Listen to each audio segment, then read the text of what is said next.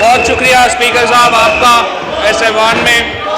सबसे पहले तो मैं आपको ये बताना चाहता हूँ कि कल जब ये झगड़ा शुरू हुआ तो स्पीकर साहब के चैम्बर में मुज़ाकरात हुए और PMLN की तरफ से राना तनवीर साहब वहाँ पर आए, अयाज सादिक साहब वहाँ पर आए और ये राजा परवेज़ अशरफ साहब और नवीद कमर साहब वहाँ पे तशरीफ़ लाए और ये बात तय हुई कि अपोजिशन को 2 स्पीचेस दी जाएंगी और हुकूमत 1 स्पीच करेगी।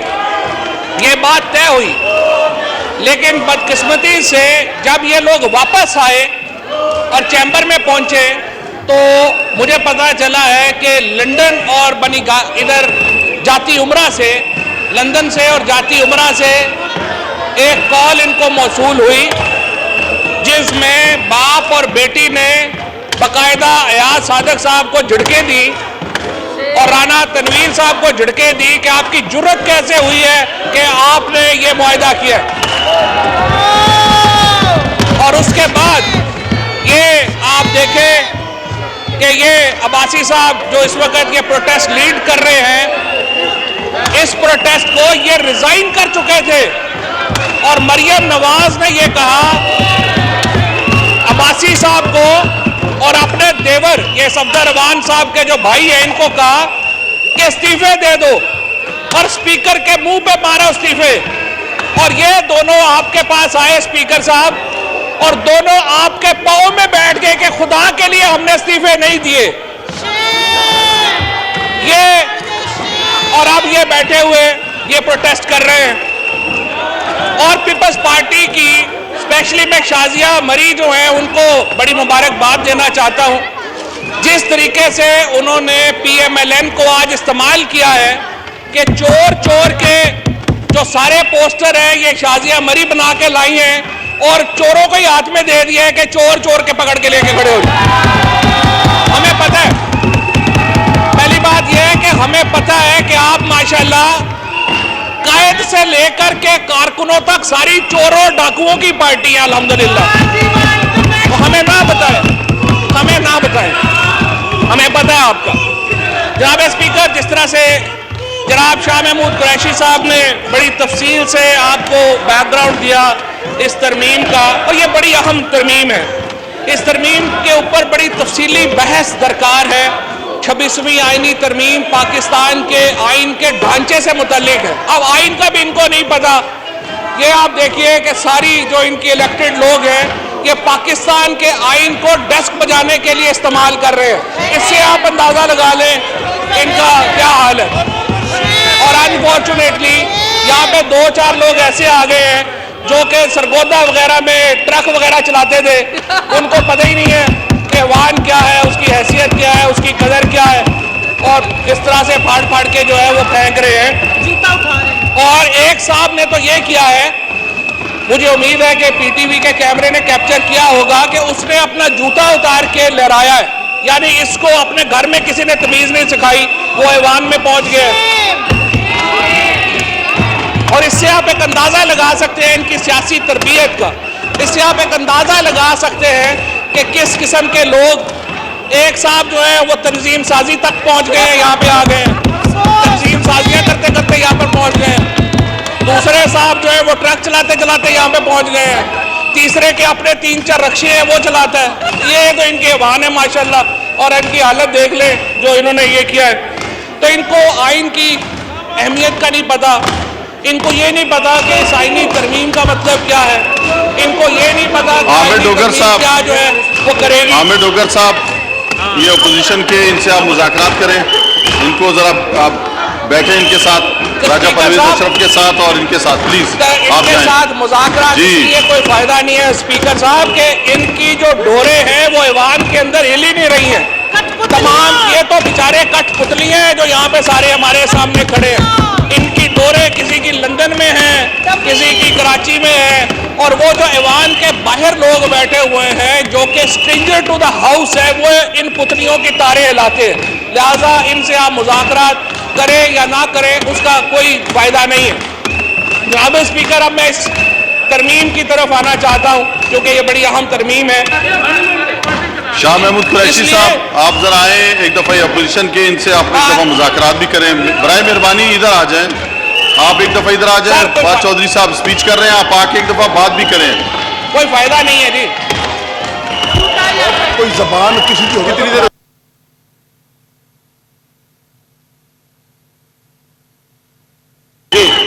स्पीकर साहब मैं बात ये कहना चाहता हूँ कि इस तरमीम पर तफसीली बहस इसलिए ज़रूरी है कि इस अहम तरमीम में एक तरफ तो पार्लिमान की हैयत यानी constitution of the parliament involve है और दूसरी तरफ सीक्रेसी और वोट का बुनियादी असूल जो है वो इसमें आज ये जो तरमीम आई है इसमें आता है। इस अहम मामले को समझने के लिए ज़रूरी है कि पार्लियामेंट और जो सीक्रेसी ऑफ बैलेट है या खुफिया राय दही है उसकी तारीख को थोड़ा हम समझें। पार्लियामेंट और ख़ुसूसन जदीद पार्लियामेंट की तारीख इतनी पुरानी नहीं है, लेकिन जो सीक्रेसी ऑफ आप इनसे बैलेट बातचीत है करें। उसकी तारीख बड़ी हामिद पुरानी डोगर है। साहब, कदीम रोम और यूनान में, ग्रीक और रोम में खुफिया राय दही का असूल मौजूद था। मखसूस वोटिंग जो थी वो खुफिया थी। मसलन एक टर्म होती थी ऑस्ट्रिसिज्म, जिसके जरिए लोगों को शहर बदर किया जाता था 10 साल। वो जो वोटिंग है वो खुफिया होती थी। और ये मैं आप सारे rights अपनी की अपनी बात निशस्त कर पे रहा हूं। बैठे, इसके बाद मौका दूंगा, आप बैठे अपनी अपनी निशस्त पे। जो भी अपोजिशन वाला भी बात करना चाहता है उनको भी मौका देंगे। आप बैठे तो अपनी निशस्त पे, आप जाके बैठे, ये खत्म करें, आपके बाद मौका देंगे। आप बैठे अपनी निशस्त पे जाके बैठे। जी। इन्होंने कोई नहीं, स्पीकर साहब इनको कोई बात नहीं है, इनको आप बोलने दें, कोई बात नहीं। ऑस्ट्रिसिज्म की जो वोटिंग थी स्पीकर साहब, ये खुफिया होती थी ताकि लोगों को पता ना चले कि मुझे शहर बदर करने के लिए किसने वोट किया है। मॉडर्न पार्लियामेंट जब वजूद में आई है तो ज़्यादातर मुल्कों में जो सीक्रेसी और बैलेट का प्रिंसिपल है उसको मेंटेन किया गया। फ्रेंच कॉन्स्टिट्यूशन के आर्टिकल 31 में, जो कि 1795 में बना था, ब्रिटेन बैलेट एक्ट 1872 में बना था, ऑस्ट्रेलिया का जो पहला इलेक्शन हुआ था वो 1901 में हुआ था, और अमेरिका में 1891 में केंटकी की रियासत ने पहली बार खुफिया राय दही की। लेकिन ये 1950 तक अमेरिका में सिलसिला चलता रहा और 1950 में आके अमेरिका में जो हमारा बैलेट है वो मुकम्मल तौर के ऊपर सीक्रेसी और बैलेट के ऊपर जो है वो पूरा आ गया। इसी तरह से हिंदुस्तान में जो पहली बार खुफिया राय दही का और पार्लियामेंट का तस्वर आया, ये 1919 के मोंटो चैम्पियन जो इस्लाहात थी, मोंटो चैम्सफोर्ड जो इस्लाहात थी, उसके नतीजे में 1919 का ऑल इंडिया एक्ट बना था। तो 1919 के कानून में पहली बार खुफिया राय दही जो है वो पार्लियामेंट में आई। इन इस्लाहात, ये जो 1919 की मोंटो चैम्सफोर्ड इस्लाहात थी, उनके ज़रिए पहली बार ये जो मॉडर्न कॉन्सेप्ट्स है पार्लियामेंट के और सीक्रेसी और बैलेट के, ये हमारे इधर हमारे इलाके में जो अब पाकिस्तान है, हिंदुस्तान है, इन इलाकों में ये आया। 1935 के एक्ट में कहा गया कि जो ऐवान बाला है, अच्छा, जो 1919 का कानून था ये पहली बार था जिसमें सेनेट इंट्रोड्यूस कराई गई हमारी रीजन में, और इसी एक्ट में जो बैलेट था वो भी खुफिया राय रही थी। 1935 के एक्ट में यह कहा गया कि 260 मेंबर्स के ऊपर काउंसिल ऑफ स्टेट बनाई जाएगी, जिसमें 156 मुंतखब होंगे और 40% को प्रिंसली स्टेट्स यानी राजे महाराजे जो हैं वो नामजद जो है वो करते थे। 1956 में जब हमारा पहला आइन बना तो हमने सेनेट का इदारा ख़त्म कर दिया। ये बड़ी एक दिलचस्प डिपार्चर था पाकिस्तान में कि 1956 के कानून में हमने सेनेट का इदारा ख़त्म किया, जो 1919 के कानून में भी था, 1935 के कानून भी था, लेकिन 1956 के आइन में और बाद में 1962 के आइन में, दोनों में हमने जो सेनेट का इदारा है वो हमने नहीं बनाया। पाकिस्तान बनने के बाद सबसे पहले 1973 का जो आइन जो था उसमें सेनेट का इदारा बनाया गया। ये काफ़ी अजीब बात थी कि हम एक फेडरल स्टेट थे लेकिन हमें यहाँ पे सेनेट का इदारा जो है वो यहाँ पे नहीं बनाया गया। अमेरिका में 1788 में ये आइन मंजूर हुआ था, लेकिन 125 साल तक अमेरिका में सेनेट के इंतखाबात बराह रास्त नहीं हुआ करते थे। अमेरिका में होने वाली इनडायरेक्ट इलेक्शंस पर जो डिबेट है वो बड़ी इंटरेस्टिंग, और यह भी जिस तरह से शाह साहब ने यहाँ पर आपको रेफर किया कि हमें क्यों ज़रूरत महसूस हुई यहाँ पर कि खुफिया राय दही को ख़त्म करें और एक ट्रांसपेरेंट सिस्टम में वोटिंग लेके आए। ये अमेरिका में भी यही डिबेट थी कि आपने जो ऐवान बाला है वो बिलियनर्स क्लब बन गया है, वोटें खरीदी जा रही हैं, और अमेरिका में इसके ऊपर 125 साल के बाद ये हुआ कि एक बिल लेके आए। 100 साल तक ये बिल 100 साल तक पेंडिंग रहा अमेरिका में, क्योंकि जो मिलियनर्स बैठे हुए थे ऐवान बाला में, सेनेट में, अमेरिका में, उन्होंने वो बिल पास नहीं होने दिया। जिस तरह अभी हमारे ये लोग ये बिल पास नहीं होने दे रहे। ये बिल PMLN के लोग या पीपल्स पार्टी के लोग क्यों नहीं पास होने दे रहे? तो इसलिए पास नहीं होने दे रहे कि ये सेनेट को मिलियनर्स क्लब रखना चाहते हैं। ये वोटों का खरीदारी जो हमेशा से, जिसमें माशाल्लाह इनकी दोनों की लीडरशिप जो है, नवाज शरीफ हैं या जरदारी साहब हैं, जिन्होंने ये मास्टर किया हुआ है 8 वोट खरीदने का, ये उसको बरकरार रखना चाहते हैं। इमरान खान वो वाहिद लीडर है जो कि इस सिलसिले को तोड़ना चाहता है और एक ऐसा निज़ाम लेके आना चाहता है जिसमें ट्रांसपेरेंसी हो। इसलिए हम ये बिल लेके आए। अमेरिका में भी यही बहस हो रही थी और 100 साल तक अमेरिका में ये बिल पास नहीं हो सका। बिल आखिर 1911 में जाकर के अमेरिका में ये बिल जो है डायरेक्ट इलेक्शंस की आईनी तरमीम मंजूर हुई और सेनेट ने इस तरमीम को मंजूर किया और 8 अप्रैल 1913 को अमेरिका में ये जो तरमीम है ये आइन का हिस्सा बनी। हिंदुस्तान में 1973 में मेंबर पार्लियामेंट विभूति मिश्रा ने प्राइवेट बिल पेश किया और कहा कि जितनी करप्शन है इस वक्त राज्यसभा के इंतखाबात में, इससे बेहतर है आप राज्यसभा को ख़त्म कर दें। 1973 में इंडियन पार्लियामेंट में ये आवाज़ उठी और एक बड़ी बहस का आगाज़ हुआ। SP चमन की सरबराही में कमेटी बनी। 15 दिसंबर 1999 को इस कमेटी की रिपोर्ट सामने आई जिसमें तस्दीक की गई कि राज्यसभा के इलेक्शन में किस कदर ज़्यादा करप्शन है, किस कदर ज़्यादा पैसा चल रहा है, जिस तरह से हमारे इलेक्शनों में बात आई। और 2010 में हिंदुस्तान में राज्यसभा के इंतखाबात में खुफिया राय दही ख़त्म करने का फैसला हुआ और रिप्रेजेंटेशन ऑफ पीपल्स एक्ट में तरमीम हुई। अब हिंदुस्तान में ये तरीका है जनाब स्पीकर कि हर पार्टी जो है वो अपना एजेंट मुकर्रर करती है और जब वोट डाला जाता है तो वो एजेंट को दिखा करके वोट पोल होता है। अगर वो आप एजेंट वोट नहीं देखता तो वो वोट जो है वो कंसीडर नहीं किया जाता। कुलदीप नैयर साहब जो बड़े मशहूर सहाफ़ी थे, दानिश्वर थे, उन्होंने इस तरमीम को सुप्रीम कोर्ट में चैलेंज किया और सुप्रीम कोर्ट ऑफ इंडिया का बड़ी खूबसूरत लाइन है जो उन्होंने इसके ऊपर बात की। उन्होंने कहा if secrecy becomes a source of corruption then sunlight and transparency have the capacity to remove it. हम भी यही कर रहे हैं। हम क्या कर रहे हैं कि ये सिस्टम ट्रांसपेरेंसी और सनलाइट हम ला रहे हैं ताकि ये जो सिस्टम है इसमें ट्रांसपेरेंसी आए।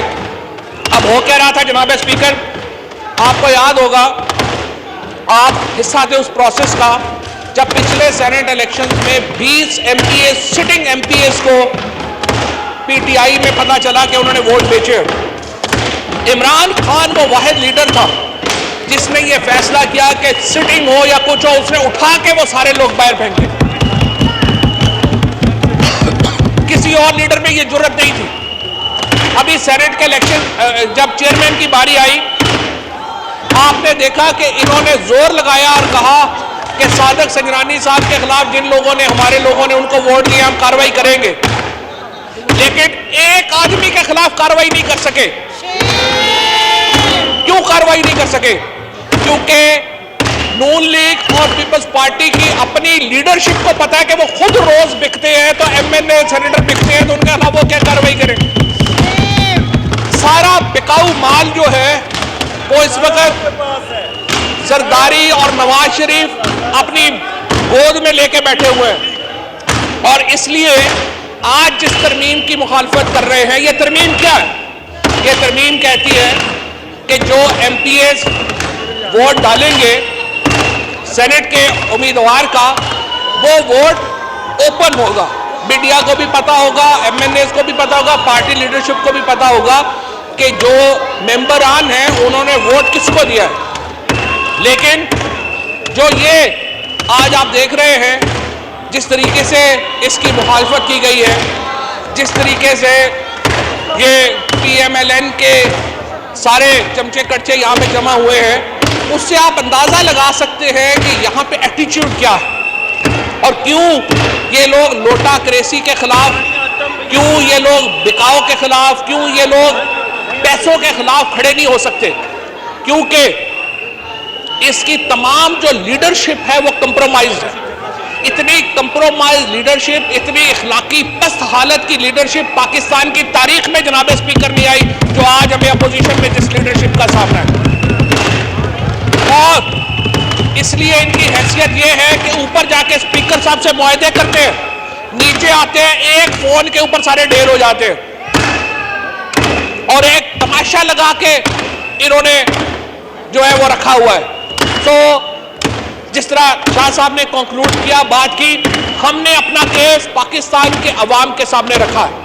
हम पाकिस्तान के अवाम को ये बताना चाहते हैं कि देखिए, हमने आपसे किए गए वादे के मुताबिक, इमरान खान ने आपसे किए गए वादे के मुताबिक इंतखाबात में शफाफियत लाने की कोशिश की। हमने सेनेट के इंतखाबात को पैसों के बकाओं से दूर करने की कोशिश की, लेकिन आज हमेशा की तरह पाकिस्तान के मुस्तकबिल की राह में अगर कोई रुकावट है तो वो ये अपोजिशन और इसकी लीडरशिप है। आज अगर हम इलेक्शन रिफॉर्म की तरफ नहीं जा पाते, आज अगर हम इलेक्शन इस्लाहात की तरफ नहीं जा पाते, क्योंकि जनाब स्पीकर, इस मुल्क में MNAs को खरीदने की अगर कोई रवायत किसी लीडर ने शुरू की है तो उसका नाम नवाज शरीफ है। छांगा मांगा किससे भूला है?